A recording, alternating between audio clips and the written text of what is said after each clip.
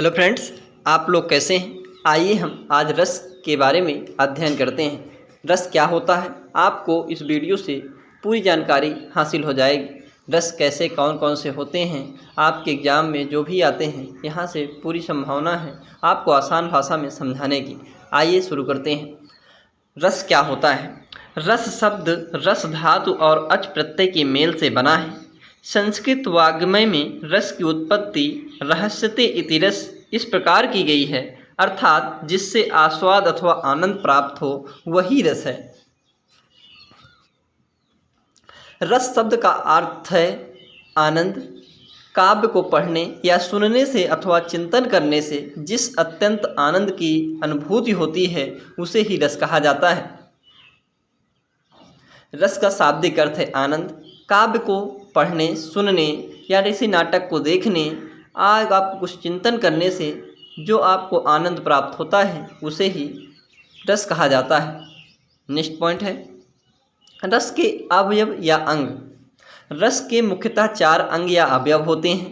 पहला है स्थायी भाव, दूसरा है विभाव, तीसरा है अनुभाव, चौथा है ब्रह्मचारी अथवा संचारी भाव। ब्रह्मचारी को संचारी भाव भी कहा जाता है। नेक्स्ट पॉइंट है स्थायी भाव। स्थायी भाव का अभिप्राय है प्रधान भाव, जो हमारे अंदर ही विद्यमान होता है उसे स्थायी भाव कहा जाता है। रस की अवस्था तक पहुँचने वाले भाव को प्रधान भाव कहते हैं। स्थायी भाव काव्य या नाटक में शुरुआत से अंत तक होता है। स्थायी भाव की संख्या 9 मानी गई है। स्थायी भाव ही रस का आधार है। नेक्स्ट पॉइंट है स्थायी भाव और रस। एक तरफ रस दिया गया है और उनका स्थायी भाव दिया गया है। जैसे भयानक का भय, हास्य का हास, गरुड़ का स्थायी भाव शोक होता है, रौद्र का स्थायी भाव क्रोध होता है। ऐसे ही अद्भुत का विस्मय होता है, वात्सल्य का वात्सल्य होता है, विभत्स का जुगुप्सा होता है, शांत का निर्वेद होता है, वीर का स्थायी भाव सा होता है, भक्ति का स्थायी भाव अनुराग होता है। आइए हम इनकी एक एक चर्चा कर लेते हैं।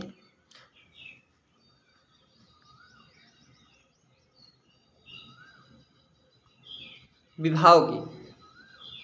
विभाव का मतलब है कारण। किस कारण से ये चीज़ें हो रही हैं या विभाव के अंतर्गत देख सकते हैं। जिन कारणों से सहृदय सामाजिक के हृदय में स्थित स्थायी भाव विकसित होता है उन्हें विभाव कहते हैं। कहने का तात्पर्य ये है कि आप जिस कारण से जो भी उत्पन्न हो रहे हैं, या तो आप खुशी हो, किस कारण से आप खुश हो रहे हैं, क्या हो रहा है, उसे ही विभाव कहा जाता है। दुख हो रहा है, खुशी हो रही है, उसे ही जिस कारण से होगा उसे ही विभाव कहेंगे। नेक्स्ट पॉइंट है आलम्बन विभाव। देखिए, विभाव के 2 पॉइंट होते हैं, आलम्बन विभाव और उद्दीपन विभाव। आइए इनकी चर्चा कर लेते हैं। आलम्बन विभाव होता क्या है। जिसके कारण आश्रय के हृदय में स्थायी भाव उद्बुद्ध होता है उसे आलम्बन विभाव कहते हैं। कहने का मतलब ये हुआ कि जहाँ पर स्थायी भाव आपके अंदर आ जाता है उसे ही आलम्बन विभाव कहते हैं। उद्दीपन विभाव, ये आलम्बन विभाव के सहायक एवं अनुवर्ती होते हैं। उद्दीपन के अंतर्गत आलम्बन की चेष्टाएं एवं बाह्य वातावरण 2 तत्व आते हैं जो स्थायी भाव और अधिक उद्दीप्त, प्रबुद्ध एवं उत्तेजित कर देते हैं।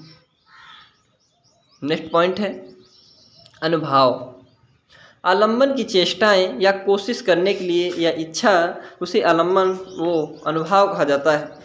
उद्दीपन के अंतर्गत मानी गई है, जबकि आश्रय की चेष्टाएं अनुभाव के अंतर्गत आती हैं। नेक्स्ट पॉइंट है चौथा संचारी भाव अथवा ब्रह्मचारी भाव। स्थायी भाव को पुष्ट करने वाले संचारी भाव कहलाते हैं। जो स्थायी भाव की पुष्ट करने वाले को ही आप संचारी भाव कह सकते हैं। ये सभी रसों में होते हैं। इन्हें ब्रह्मचारी भाव भी कहा जाता है। इनकी संख्या 33 मानी गई है। आइए अब रस के बारे में एक एक की चर्चा कर लेते हैं। श्रृंगार रस होता क्या है। देखिए, आपको डिफिनीशन बहुत ही आसान बनाने की कोशिश की गई है। जहाँ पर विभाव, अनुभाव तथा संचारी भाव के संयोग से रति नामक स्थायी भाव उत्पन्न होता है उसे रस कहा जाता है। देखिए, रस के भी अंग को देख लेते हैं। श्रृंगार रस में सुख एवं दुख दोनों प्रकार की अवस्थाएं पाई जाती है, इसीलिए इसे दो भागों में बांटा गया है, संयोग श्रृंगार और वियोग श्रृंगार। संयोग श्रृंगार के अंतर्गत आप किनको चर्चा करेंगे? जहाँ पर नायक और नायिका के मिलन का वर्णन हो वहाँ पर संयोग श्रृंगार होता है। कहने का तात्पर्य ये है कि जहाँ पर आपको शुरुआती में किसी नायक और नायिका के आपने फिल्म में देखा होगा, जो शुरुआती दौर पे मिलते हैं उसे ही संयोग श्रृंगार कहा जाता है। वैसे ही अब एक उदाहरण के माध्यम से समझते हैं।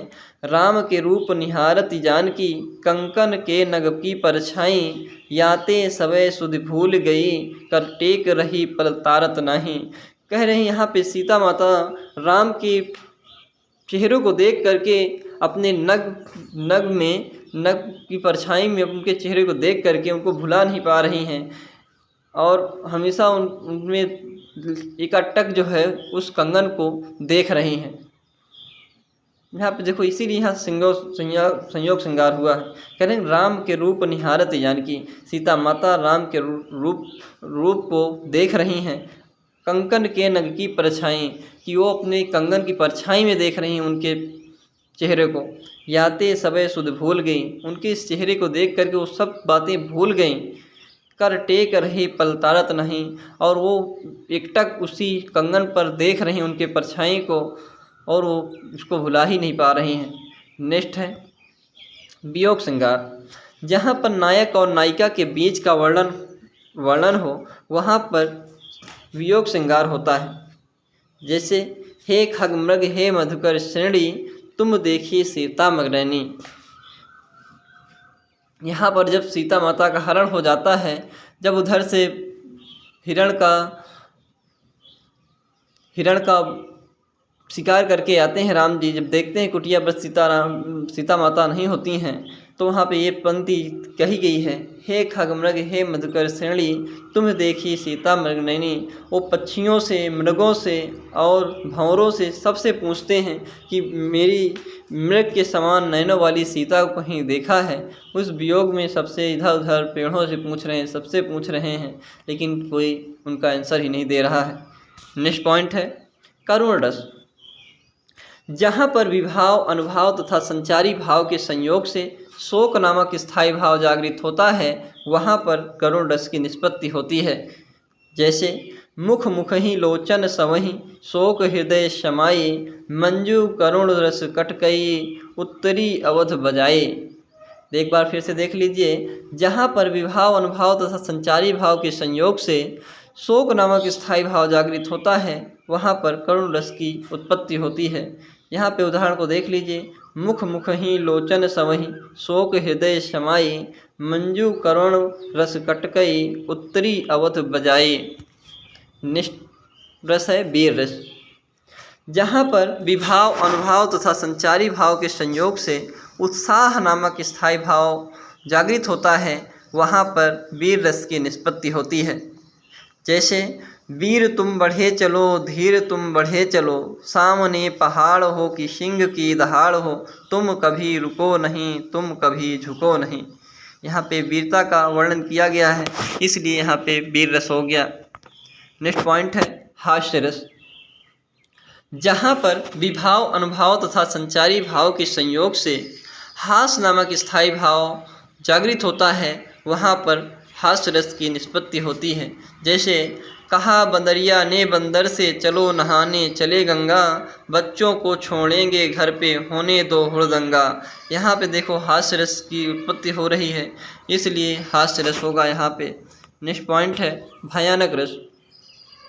जहाँ पर विभाव, अनुभाव तथा संचारी भाव के संयोग से भय नामक स्थायी भाव जागृत होता है, वहाँ पर भयानक रस की निष्पत्ति होती है। जैसे उधर गरजती सिंधु लहरिया, कुटिल काल के जालों से, चली आ रही फेन उंगलियाँ, फन फैलाए प्यालों से। यहाँ पे देखिए भयानक चीज़ों के बारे में बता रहे हैं, इसलिए यहाँ पर भयानक रस हो गया। जहाँ पर विभाव, अनुभाव तथा संचारी भाव के संयोग से भय नामक स्थायी भाव जागृत होता है, वहाँ पर भयानक रस की निष्पत्ति होती है। आपको उदाहरण के बारे में समझ लिया होगा। उधर गजरती सिंधु लहरिया, कुटिल काल के जालों से, चली आ रही फेन उंगलियाँ, फन फैलाए प्यालों से। आई होप हमारा वीडियो आपको पसंद आया हो। आया होगा। यदि हमारे चैनल पे नए हैं तो प्लीज़ हमारे चैनल को सब्सक्राइब करें, लाइक करें। वीडियो पसंद आए तो प्लीज़ ज़रूर हमें सपोर्ट करें। जय हिंद, जय भारत।